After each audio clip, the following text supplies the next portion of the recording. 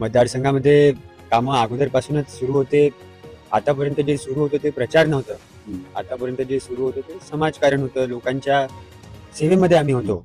त्यांना त्या ठिकाणी आधार मिळावा, त्यांना असं वाटू नये की साहेब आज आपल्यात नाहीत, कारण शेवटी त्यांनी साहेबाला या मतदारसंघामध्ये 5 वर्षासाठी निवडून दिलं होतं.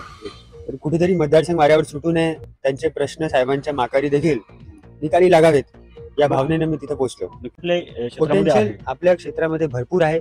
फक्त इच्छाशक्ती या ठिकाणी ठेवून आपल्या मतदारसंघाचा विकास करण्याची या ठिकाणी जिद्द असायला पाहिजे, आणि ते निश्चित आम्ही या ठिकाणी दाखवू.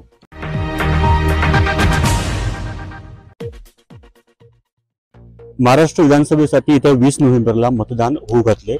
त्या अनुषंगाने वाशिम जिल्ह्यातील 3ही विधानसभा मतदारसंघामध्ये काल उमेदवारी अर्ज मागे घेण्याची आणि निवडणूक चिन्ह वाटण्याची प्रक्रिया पार पडली. कारंजा 35 विधानसभा क्षेत्रामध्ये एकूण 43 उमेदवारांनी आपले नामांकन अर्ज सादर केले होते. त्यापैकी 16 उमेदवारांनी काल माघार घेतली आणि आता निवडणुकीच्या रिंगणात तब्बल 27 उमेदवार आहेत. या 27 उमेदवारांमध्ये गायक पाटणी यांचं देखील नाव आहे. गायक पाटणी हे नाव आपल्या सर्वांना परिचित असेलच.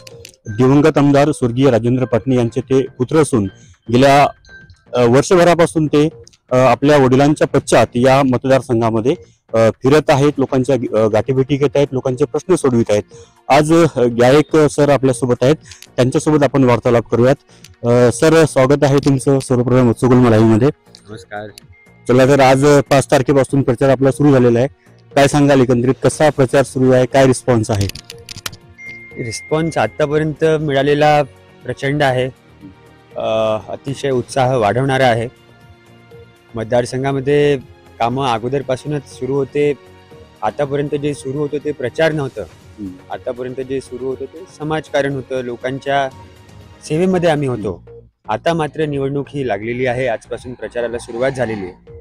तर निश्चित आम्ही केलेल्या कामाच्या भरवशावर पुढच्या काही दिवसांमध्ये आम्ही मतदारांना हे पटवून देण्याचा प्रयत्न करणार आहोत की आम्ही जे या मतदारसंघासाठी केलेलं आहे, आमचं जे योगदान या मतदारसंघासाठी आहे ते इतरांच्या तुलनेत अतिशय जास्त आहे. आणि आम्ही सतत 5 वर्ष आपल्या सेवेत राहणारे लोक आहोत.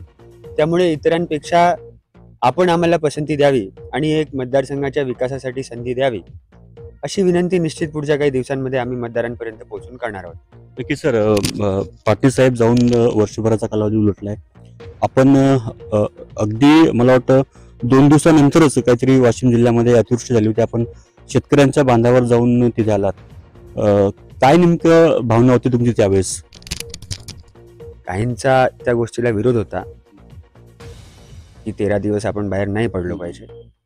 पण विषय असा आहे की अतिवृष्टी झालेली होती, शेतकरी त्या ठिकाणी परेशान होते, ते अडचणीला सामोरं जात होते. आणि साहेब जर त्या ठिकाणी असते किंवा आमच्या कुटुंबात इतर कोणाला काही झालं असतं तर साहेब काही मतदारसंघ सोडून घरी थांबले नसते.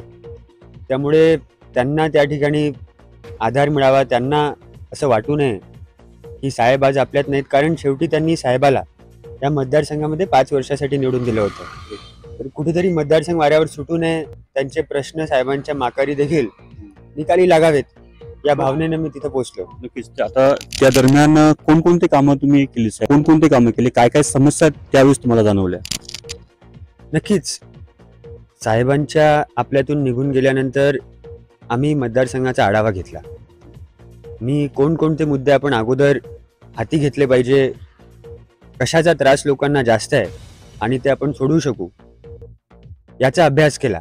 आणि त्याच्यामध्ये माझ्या लक्षात आलं की सगळ्यात जास्त जर आपल्याला कोणत्या विषयावर फोकस करण्याची गरज आहे तर ते शेतकऱ्यांच्या सिंचनाच्या विषयावर, त्यांच्या शेताकडे जाणाऱ्या बांधण रस्त्याच्या विषयावर, आणि लहान जे आपले तरुण बांधव आहेत किंवा मुलं आहेत त्यांच्यासाठी अभ्यासिका असेल, वाचनालय असेल, आणि विविध समाजांसाठी सभामंडप, रस्ते असतील.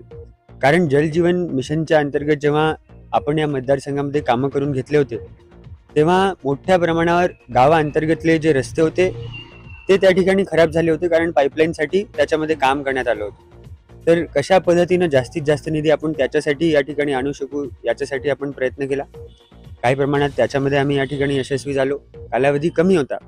बांधण रस्त्याचा तर अतिशय मोठा विषय होता. साहेबांनी काही रस्ते मंजूर करून घेतले होते पण ते या ठिकाणी माझ्या लक्षात आलं की तेवढ्या गतीनं कंत्राटदारामार्फत होत नव्हते, कारण वेगवेगळ्या प्रकारच्या अडचणी त्याच्यामध्ये जात होत्या. आपल्याला माहिती आहे की जेव्हा आपण बांधण रस्ते करतो तेव्हा काही शेतकऱ्यांचा विरोध देखील त्या रस्त्यांना होतो, कारण सीमेचा विषय असतो. बरोबर आहे. त्याच्यामध्ये आम्ही सगळ्यांना विश्वासात घेऊन तातडीनं 100 किलोमीटरचे रस्ते पावसाळ्याच्या अगोदर बांधून घेतले. त्याच्यातले 40-45 किलोमीटरचे रस्ते हे मी स्वखर्चानं केले. तर जवळपास 100 किलोमीटरचे बांधण रस्ते फक्त पावसाळ्याच्या अगोदर या मतदारसंघामध्ये अवघ्या 20-25 दिवसाच्या कालावधीत आम्ही त्या ठिकाणी बांधून तयार केले. त्याच्यासाठी आम्हाला एक वर्ल्ड रेकॉर्ड देखील त्या ठिकाणी मिळालाय. आता वर्ल्ड रेकॉर्ड म्हणजे नेमकं कसलं की 20 दिवसाच्या कालावधीत कोणीही स्वखर्चानं इतक्या मोठ्या प्रमाणावर बांधण रस्ते याच्यापूर्वी केलेले नव्हते, त्याचा तो रेकॉर्ड आहे. तर इंग्लंड बुक ऑफ एक्सलन्स जे आहे त्यांनी आम्हाला त्याच्यामध्ये सन्मानित केलं. प्रश्न काही पूर्णपणे निकाली निघालेला नव्हता. नक्की काही हजारो शेतकऱ्यांना या 100 किलोमीटर रस्त्यांमुळे लाभ झालेला होता. आम्ही या ठिकाणी अभ्यास केला, पाहिलं की अजून 300 किलोमीटर त्या ठिकाणी बांधण रस्त्याची या मतदारसंघाला गरज आहे. त्याच्यासाठी मी मग पाठपुरावा सुरू केला शासनाकडे. दर आठवड्याला मी मंत्रालयात गेलो, सतत पाठपुरावा केला की काही करून आपले बांधण रस्ते मार्गी लागले पाहिजे. आणि त्या 300 किलोमीटर रस्त्यांपैकी 150 किलोमीटरचे अजून बांधण रस्ते मी आचारसंहिता लागण्याच्या पूर्वीच्या शेवटच्या आठवड्यात मंजूर करून आणू शकलो. तर मला आनंद आहे, समाधान आहे की जे 400 किलोमीटरचे बांधण रस्ते मतदारसंघामध्ये पेंडिंग होते त्याच्यातले 250 किलोमीटरचे बांधण रस्ते अवघ्या काही महिन्यांच्या कालामध्ये आपण या मतदारसंघामध्ये मार्गी लावलेत. मला एक सांगा, तुम्ही वर्षभरापासून हे सांगताय कामं करताय. आपल्या मतदारसंघामध्ये 2 तालुके येतात. कोणकोणते प्रश्न आहेत? शेती त्यामध्ये प्रामुख्याने आलाच. अजून काय प्रश्न तुम्हाला जाणवले लोकांचे? असं आहे, शेती हा या मतदारसंघाची आत्मा आहे. त्याच्यासाठी आपल्याला मी आता सांगायला विसरलो, आपण 573 कोटी रुपयाचे बॅरेजेस देखील मंजूर करून आणले, जेणेकरून सिंचनाला त्या ठिकाणी सोय झाली पाहिजे. राज्य शासनाकडे नळगंगा वैनगंगामध्ये वाशिम जिल्ह्याचा समावेश झाला पाहिजे, यासाठी साहेबांनी प्रयत्न केलेला. त्याच्यामध्ये देखील आपण सतत पाठपुरावा सुरू ठेवला. त्याच्यासाठी देखील आपण राज्य शासनाकडून आश्वासन घेतलं. पिंपरी मोडक म्हणून गाव आहे, तिथे 150 कोटी रुपयाचा एक नवीन धरण आपण या ठिकाणी जवळपास मार्गी लावलेलं आहे. मुख्यमंत्री ग्रामसडक योजनेमध्ये 40 किलोमीटरच्या रस्त्यांची सुधारणा, त्याचं कॉन्क्रिटीकरण आणि 50 किलोमीटरचे नवीन रस्ते हे आपण या ठिकाणी मार्गी लावलेले आहेत. आपण एवढं तर केलंच, पण याच्या व्यतिरिक्त कारंजा शहरासाठी जो एकमेव या ठिकाणी मोठा शहर आहे या मतदारसंघामध्ये, त्या शहरामध्ये कशा पद्धतीनं रस्त्यांचं जाळं तयार होईल, स्ट्रीट लाईट्स लागतील, या सगळ्या गोष्टींसाठी 20-25 कोटी रुपयाचा निधी राज्य शासनाकडून मंजूर करून घेतला. बरोबर. एक गोष्ट मला इथे जाणवतं, वाशिम, रिसोड आणि कारंजा या शहरांची जर तुलना केली तर कारंजा हे शहर थोडंसं मॉडर्नाइज, आधुनिक वाटतं, कारण की याची जी टाउन प्लॅनिंग आहे वेल मेंटेन आहे, वेल प्लॅन्ड आहे. म्हणूनच आज तागायत कारंजा हे शहर थोडंसं वेगळं वाटतं. याला एक संस्कृतीचा वारसा आहे, ऐतिहासिक वारसा आहे. मग आता समजा राजकारणामध्ये येण्यापूर्वी तुम्ही असा काही विचार केला होता की बा वडिलांच्याच मतदारसंघामध्ये आपल्याला निवडणूक लढायची, असं अँबिशन तुमचं होतं का पूर्वी, का हे अगदी सडनली घडलं? निवडणुकी संदर्भात विचार केला नव्हता, पण जेवढं प्रेम या मतदारसंघानं नेहमी आम्हा सगळ्यांवर या ठिकाणी ठेवलेलं आहे, आमच्यावर केलेलं आहे, एक वेगळी बांधिलकी निश्चित या मतदारसंघासोबत आमच्या कुटुंबाची अनेक दशकांपासून राहिलेली आहे. त्यामुळे हे निश्चित होतं की जिथेही असेल, जे काही त्या ठिकाणी मी आपला मार्ग आयुष्यामध्ये निवडेल, त्याच्यामध्ये मतदारसंघाचा विकास किंवा मतदारसंघासाठीचा विचार हा नेहमी मनामध्ये होता की काहीतरी आपल्याला या मतदारसंघासाठी, इच्छा जनतेसाठी चांगलं करायचं आहे. पण अगोदर शिक्षणही महत्त्वाचं होतं त्या ठिकाणी. त्याच्यामुळे काही काळ त्या ठिकाणी मुंबईमध्ये राहून चांगलं शिक्षण घेतलं. आपलं शिक्षण कुठे कुठे झालं? मी मुंबईमध्येच होतो जवळपास. मला वाटतं लॉयरचे आपण हे केलं. हो, मी 5 वर्ष मुंबईमध्ये होतो. त्याच्यानंतर भारतातली सगळ्यात मोठी लॉ फर्म आहे खेतान अँड कंपनी, त्याच्यामध्ये मी 3 वर्ष प्रॅक्टिस केली. त्याच्यानंतर मी मुंबई हायकोर्टामध्ये काही महिने इंडिपेंडेंटली प्रॅक्टिस केली. कारण शेवटी न्यायाचा अभ्यास आपण कॉलेजमध्ये जाऊन शिकतो, पण त्या ठिकाणी प्रॅक्टिकल कोर्टाचा एक्सपिरियन्स देखील, अनुभव देखील अतिशय महत्त्वाचा आहे, आणि तो त्या ठिकाणी मी घेतला. याचा मला निश्चित आज देखील लाभ होत आहे आणि भविष्यामध्ये देखील होईल. उद्या कदाचित जर आपण विधानसभेत गेलात तर या पूर्ण लॉचा तुम्हाला प्रॅक्टिकली फायदा होणारच आहे, बरोबर? हो, निश्चित. कारण मुद्द्यांचा अभ्यास कशा पद्धतीनं केला पाहिजे आणि त्यांची मांडणी योग्य प्लॅटफॉर्मवर कशा पद्धतीनं केली पाहिजे, हे निश्चित आपण त्या ठिकाणी वकील म्हणून काम करत असताना शिकतो. आणि शेवटी आमदाराचं काम काय? आपण आपल्या मतदारसंघाचं प्रतिनिधित्व करतो. उद्याला आपल्या मतदारसंघाचे प्रश्न आपल्याला विधानसभेत जाऊन मांडायचे आहेत, मंत्र्यांसमोर, उपमुख्यमंत्र्यांसमोर, मुख्यमंत्र्यांसमोर मांडायचे आहेत आणि त्यांच्याकडून जास्तीत जास्त आपल्या मतदारसंघासाठी न्याय कशा पद्धतीनं राज्य शासनाकडून आपल्याला मिळवता येईल त्यासाठी प्रयत्न करायचे आहेत. त्यामुळे दोन्ही याच्यामध्ये खूप मोठा फरक आहे असं नाही. आणि विधानसभा ही राज्यातील कायदा बनवण्याची सर्वोच्च त्या ठिकाणी बॉडी आहे. बरोबर. त्यामुळे कायद्याचा अभ्यास निश्चितच उद्याला कामी येणार आहे. जेवढे आपण देशातले मोठे नेते पाहतो त्यांना निश्चित आपण या ठिकाणी कायद्याचे अभ्यासक म्हणून ओळखतो. त्यामुळे त्याचा फायदा निश्चित आजही होत आहे आणि भविष्यात देखील होईल याची मला खात्री आहे. आपल्या वडिलांनी मागील अनेक वर्ष इथे या मतदारसंघाचं प्रतिनिधित्व केलं. पूर्वी ते शिवसेनेमध्ये होते, नंतर भाजपामध्ये आले. भाजपाची इथे बांधणी केली, संघटन गावागावामध्ये पोहोचवलं, आम्ही सगळे बघतोय. तुमची देखील इच्छा होती की भाजपाकडून आपल्याला तिकीट मिळावं, तसे प्रयत्न आपण बहुधा केले. काय झालं असावं अचानक की आपल्याला उमेदवारी नाही मिळाली आणि आपल्याला NCP शरद पवार यांच्या पक्षामध्ये जावं लागलं?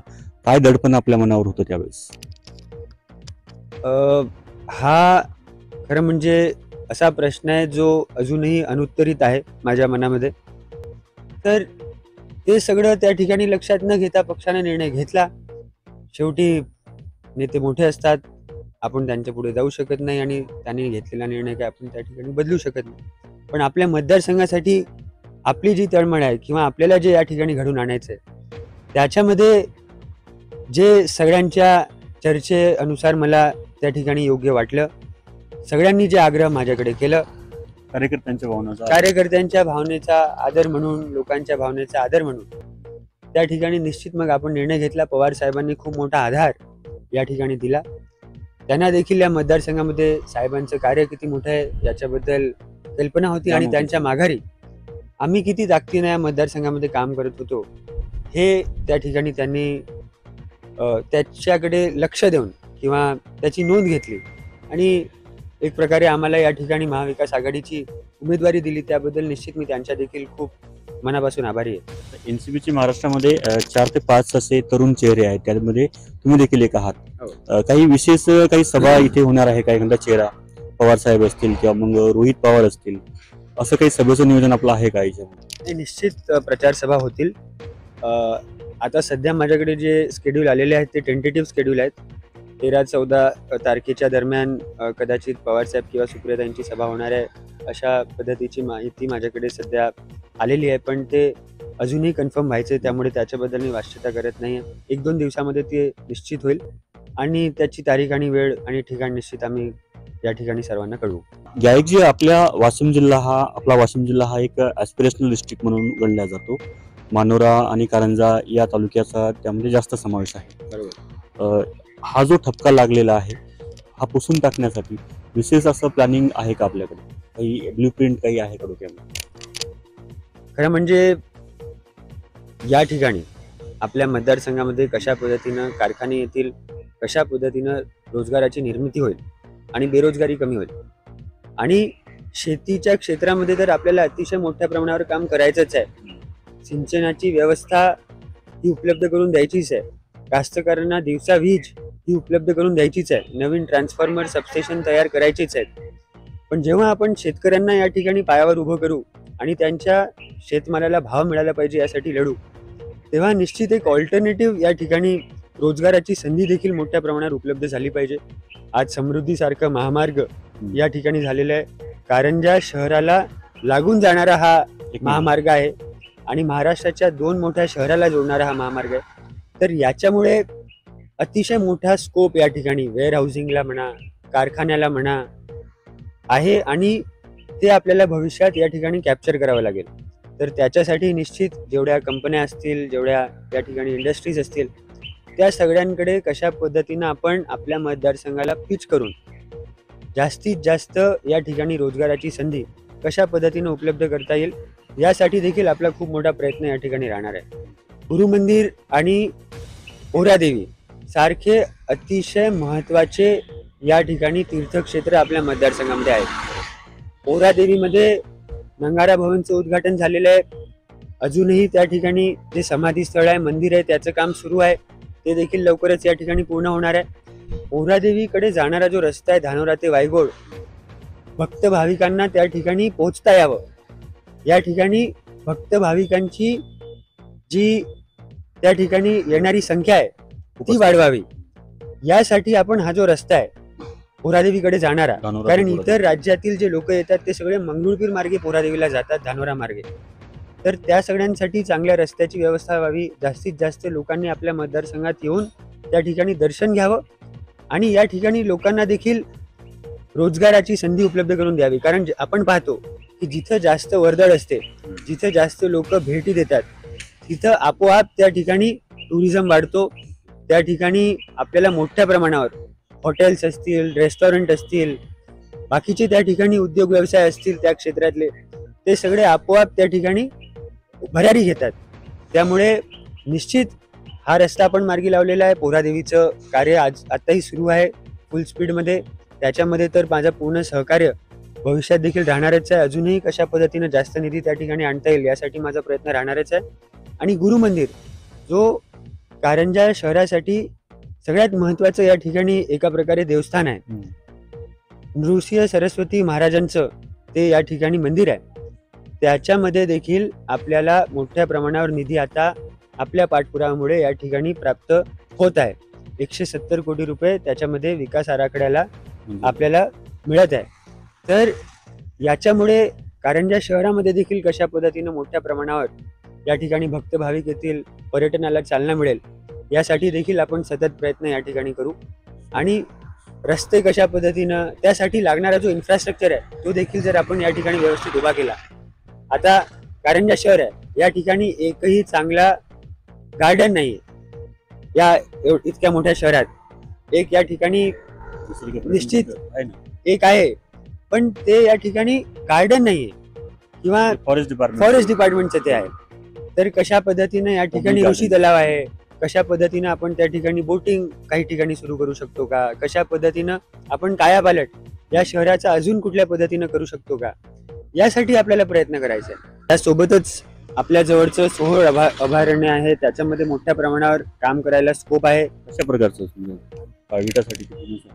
हो, काविटासाठी तर ते फेमस आहेच, पण त्याच्यासाठी जर आपण अजून फॉरेस्ट डिपार्टमेंटकडून निधी मिळवला आणि त्याचं अजून डेव्हलपमेंट केलं, जेणेकरून जास्तीत जास्त त्या ठिकाणी पर्यटक जातील, त्याला भेट देतील. आणि अजूनही जर समजा आता ज्याप्रमाणे मोदी साहेबांनी बाहेरून चिताला आपल्या देशामध्ये आणलं, त्या प्रकारे आपण बाकीच्या अभयारण्यांमधून जर काही चांगल्या जनावरांना आपण जर इकडे इंट्रोड्यूस करू शकलो. आता ताडोबा आहे, बाकीचे जेवढे त्या ठिकाणी नॅशनल फॉरेस्ट आहेत, रिझर्व्ह आहेत, त्याच्यामधून जे आपल्याकडे सूट होईल अशा पद्धतीनं जर आपण काही या ठिकाणी आणून एक चांगलं त्या ठिकाणी तयार केलं, फ्लोरा फौनाला जे सुटेबल होईल ते आपण आणू शकतो. फ्लोरा फौनाला जे सुटेबल होईल ते आपण या ठिकाणी आणण्याचा निश्चित प्रयत्न करू. आणि या ठिकाणी गोमुखेश्वर संस्थान आहे इंजोरीमध्ये, अतिशय निसर्गरम्य तिथचं वातावरण आहे. बाजूला त्या ठिकाणी तालाब आहे, आजूबाजूला जंगल आहे, अतिशय मोठी जागा आहे. म्हणजे पोटेन्शियल आपल्या क्षेत्रामध्ये भरपूर आहे. फक्त इच्छाशक्ती या ठिकाणी ठेवून आपल्या मतदारसंघाचा विकास करण्याची या ठिकाणी जिद्द असायला पाहिजे आणि ते निश्चित आम्ही या ठिकाणी दाखवू. नक्कीच गायकजी, अगदी त्यांच्या बिझी शेड्युलिंग मध्ये आपण त्यांचा वेळ घेतला. अनेक लोकांचे मी आतापर्यंत इंटरव्ह्यू केले, मात्र हल्लीच्या ज्या राजकारणात जी टीका टिप्पणी होत असते तिला कुठेतरी स्किप करत विकासाचं विजन त्यांनी मांडलेलं आहे. आणि खरोखर हेच विजन आपल्या वाशिम डिस्ट्रिक्टला त्या आकांक्षित जिल्ह्याच्या टप्प्यातून बाहेर काढू शकतो. खूप खूप धन्यवाद आपले गायकजी, आपण वेळ दिल्याबद्दल आणि आपल्याला शुभेच्छा. थँक्यू, मला संधी दिल्याबद्दल थँक्यू.